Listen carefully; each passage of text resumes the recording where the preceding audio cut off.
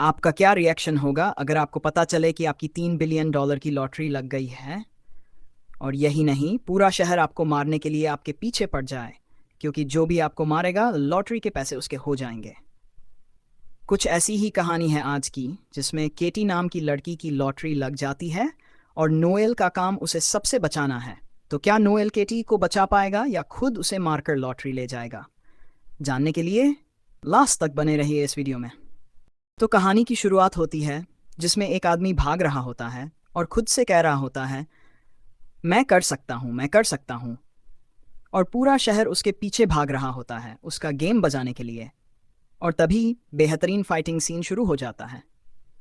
एक के बाद एक लोग आते रहते हैं और उससे लड़ते रहते हैं, लेकिन वो कैसे न कैसे बच जाता है और एक बुढ़िया के घर में घुस जाता है।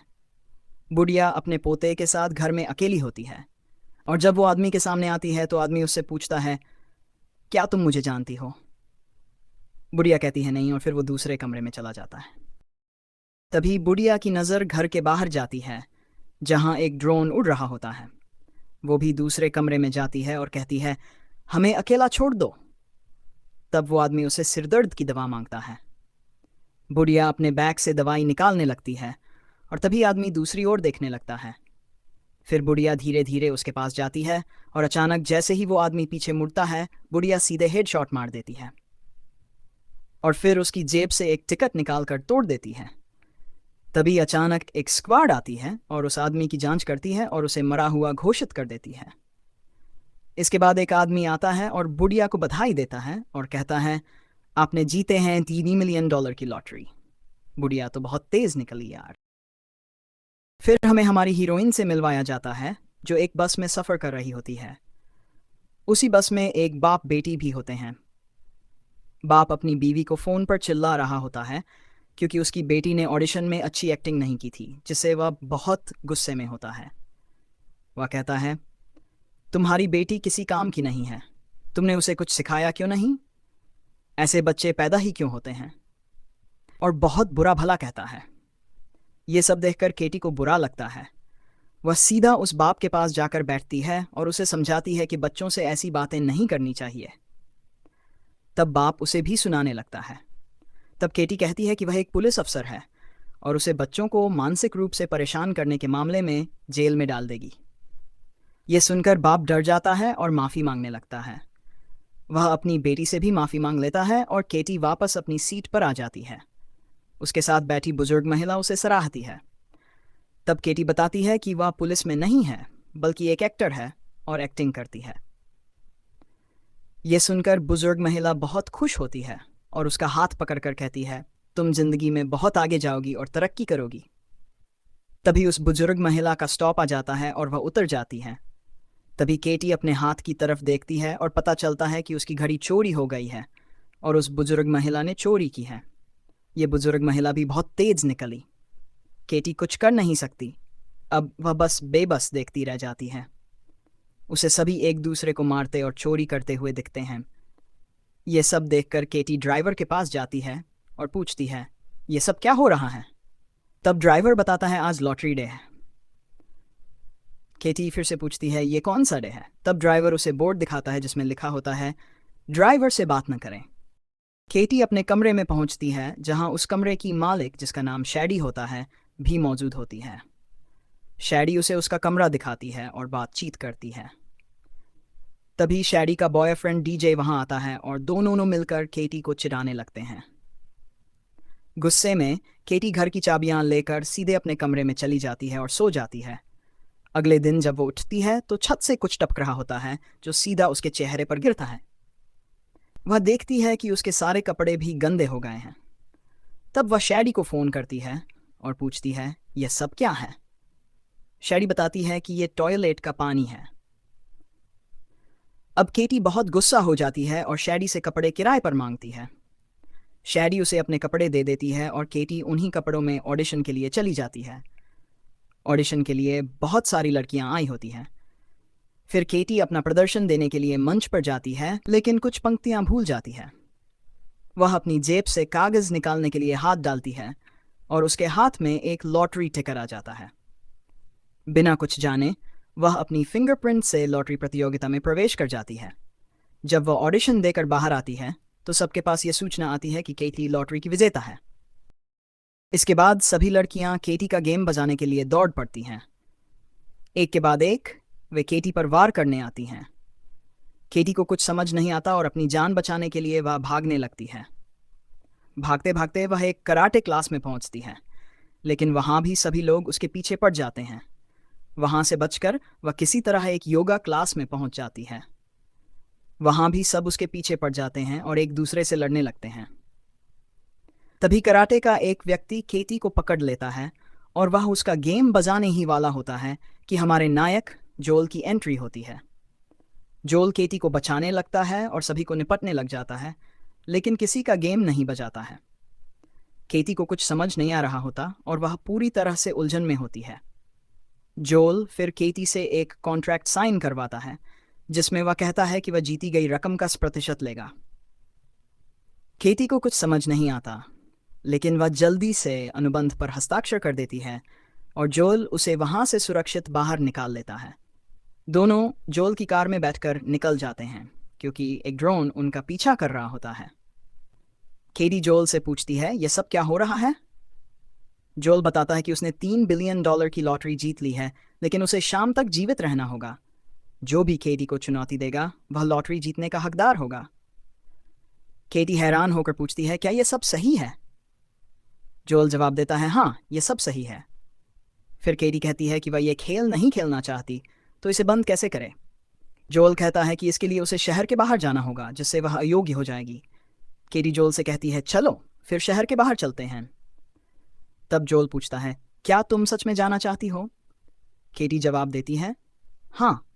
उसी समय एक गैंग उनकी गाड़ी पर हमला कर देता है और एक महिला गाड़ी के अंदर घुसकर केटी को चुनौती देने की कोशिश करती है, लेकिन जोल उसे रोक लेता है। फिर वे लोग एक सुनसान गली में चले जाते हैं। केटी को लगता है कि जोल भी उसे धोखा दे देगा, इसलिए वह जोल पर हमला कर देती है। जोल उसे समझाता है कि वह एक अच्छा इंसान है। इसी बीच वहां पर कानून के रखवाले पहुंच जाते हैं और कहते हैं, अब मैं बच जाऊंगी। तब जोल कहता है, यह भी तुम्हारा गेम खेलने आए हैं, और तभी पुलिस केटी पर हमला कर देती है, लेकिन जोल उसे बचा लेता है और केटी वहां से भाग जाती है। अब केटी भागकर एक मोम संग्रहालय में छिप जाती है। तभी उसकी मकान मालकिन शेडी का फोन आता है और वह पूछती है, तुम कहाँ हो? केटी कुछ कहने ही वाली होती है कि तभी स्पीकर से आवाज आती है और शेडी को पता चल जाता है कि केटी मोम संग्रहालय में छिपी है। फिर शेडी और उसका प्रेमी डीजे वहां पहुंच जाते हैं और केटी पर हमला कर देते हैं। लड़ाई शुरू हो जाती है, लेकिन केटी वहां से भाग जाती है और उन्हें अंदर ही बंद कर देती है। जब केटी बाहर आती है तो एक बस जो पर्यटकों से भरी होती है केटी का पीछा करने लगती है। उसी समय जोल पुलिस की गाड़ी में आता है और केटी को बचा लेता है, लेकिन पर्यटकों वाली बस उनका पीछा करती रहती है। फिर केटी के दिमाग में एक विचार आता है और वह एक मशहूर हस्ती के घर जाती है और उस पर बंदूक तान देती है। वह हस्ती भागने लगता है और एक सुरक्षित पैनिक रूम खोलता है। केटी और जोल उसे बेहोश करके उस कमरे में चले जाते हैं और अंदर बंद हो जाते हैं। तभी पर्यटक वहां आ जाते हैं और कमरे को किसी भी तरह खोलने की कोशिश करते हैं, लेकिन कोई उसे खोल नहीं पाता। फिर जोल और केटी उसी कमरे में रहते हैं और आपस में बहुत सारी बातें करते हैं। जोल केटी को समझाता है कि वह एक अच्छा इंसान है और वह उसे बचाएगा, मारेगा नहीं। फिर केटी को जोल पर भरोसा हो जाता है। उसी समय शेडी वहां आ जाती है और उस मशहूर हस्ती से कमरे का पासवर्ड पूछती है, पर वह उठता नहीं है। तब वह उसे स्विमिंग पूल की ओर ले जाती है और उसमें डुबो देती है। तभी उसे होश आता है और वह पासवर्ड बता देता है। केटी और जोल ये सब देख लेते हैं। तब जोल को गुस्सा आ जाता है और वह मदद के लिए लुइस को फ़ोन करता है और कहता है, सबके फ़ोन बंद कर दो। शेडी पासवर्ड से कमरे को खोलने ही वाली होती है कि तभी सबके फ़ोन ब्लास्ट होने लगते हैं और शेडी और उसका प्रेमी भी घायल हो जाते हैं। फिर लुइस की टीम आ जाती है और वे उन्हें एक सुरक्षित स्थान पर ले जाते हैं। वहाँ वे लुइस से मिलते हैं। लुइस उन्हें बताता है कि उसकी एजेंसी का काम है जैकपॉट जीतने वालों को बचाना, और इसके बदले में वे विजेता से 30% कमीशन लेते हैं। केटी कहती है कि वह कुछ कमीशन जोएल को भी दे। लुइस उसकी बात मान जाता है। फिर वे दोनों आराम करने के लिए एक कमरे में चले जाते हैं। वहाँ जोल केटी को बताता है कि वह और लुइस एक साथ काम करते थे, लेकिन वे लोग मासूम लोगों को मारते थे। इसलिए जोल ने बीच में ही मिशन छोड़ दिया। उसी मिशन में उसकी पूरी टीम मारी गई और सिर्फ लुइस बचा।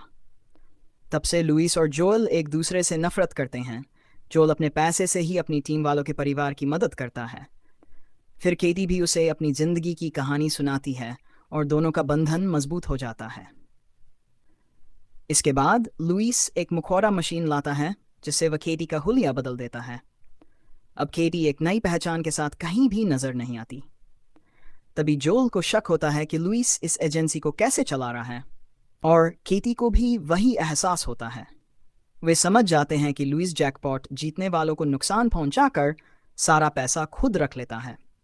फिर लुइस उन्हें इमारत से बाहर जाने की सलाह देता है। तब उनका शक यकीन में बदल जाता है। लुइस केटी को कहीं और भेजने की कोशिश करता है, लेकिन केटी उसे साफ मना कर देती है और कहती है, मैं जोल के बिना कहीं नहीं जाऊंगी। तब लुइस उसे रोकने की कोशिश करता है, लेकिन केटी उसे धक्का देती है और जोल इमारत का दरवाज़ा खोल देता है। सभी लोग अंदर आ जाते हैं, लेकिन कोई भी केटी को पहचान नहीं पाता क्योंकि उसने मुखौटा पहना होता है। अब जोल उससे कहता है, तुम यहाँ से भाग जाओ और शहर से बाहर चली जाओ। और वह चुपके से लुइस की कार लेकर भाग जाती है। लुइस जोएल को पकड़ लेता है और अपनी टीम से कहता है, उसकी लोकेशन ट्रैक करो।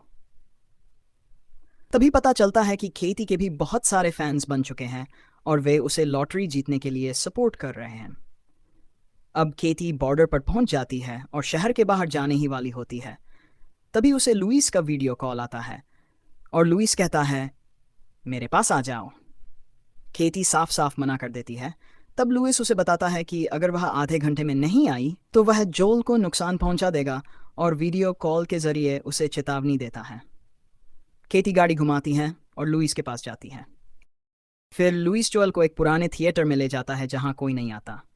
वह जोल से कहता है, दुनिया पैसों से चलती है और जैकपॉट से हम अमीर बन सकते हैं। बातचीत के दौरान वह यह भी बताता है कि सालों पहले जिस मिशन पर हम गए थे उसमें लुइस ने सबको धोखा दिया था क्योंकि वह किसी के साथ इनाम साझा नहीं करना चाहता था।